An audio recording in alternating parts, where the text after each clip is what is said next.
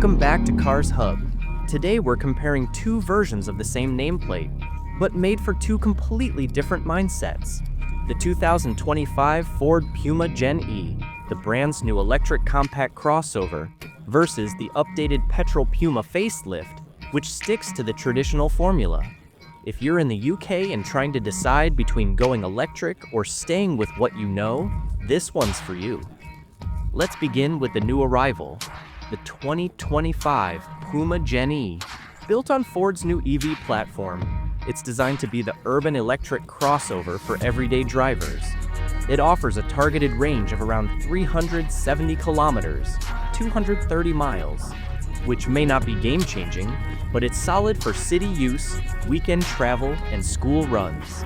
Charging-wise, expect 10 to 80% in under 35 minutes with fast DC capability and home charging via a Type 2 setup overnight. The design stays recognizable, which is a smart move by Ford.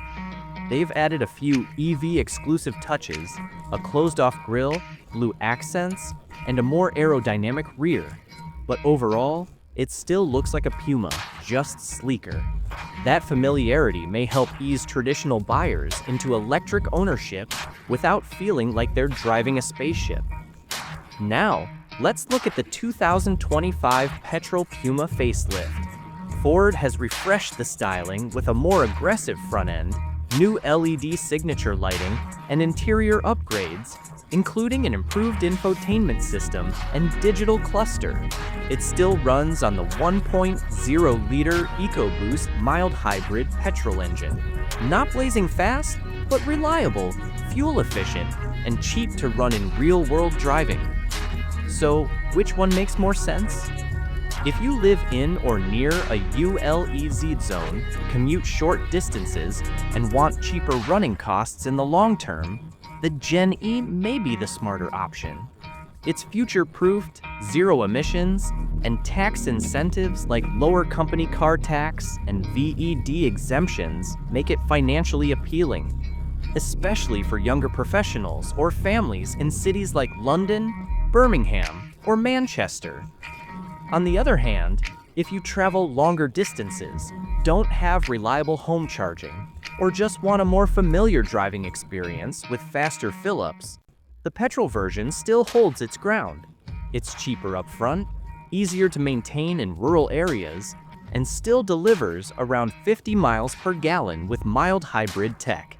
In terms of space and comfort, both are nearly identical. The Gen E might sacrifice a bit of boot space due to the battery layout, but cabin room remains strong on both.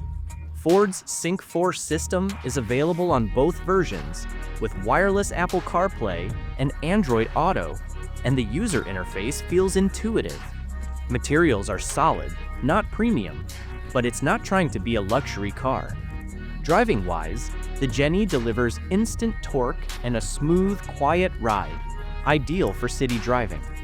The Petrol Puma has a bit more mechanical feel, and many drivers still prefer that connection. It's also a little lighter, so if you're used to small crossovers, the Petrol still feels slightly more nimble. Insurance costs? The Petrol Puma is likely to be cheaper for most age groups, but EVs benefit from lower maintenance and fewer moving parts, so the long-term ownership costs could even out over time. So, what's the verdict? If you're ready to make the switch, have access to home charging, and drive mostly within the city, the Gen E is the future-forward pick.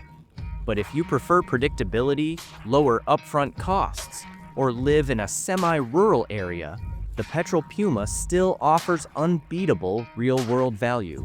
Either way, Ford's kept the personality of the Puma intact.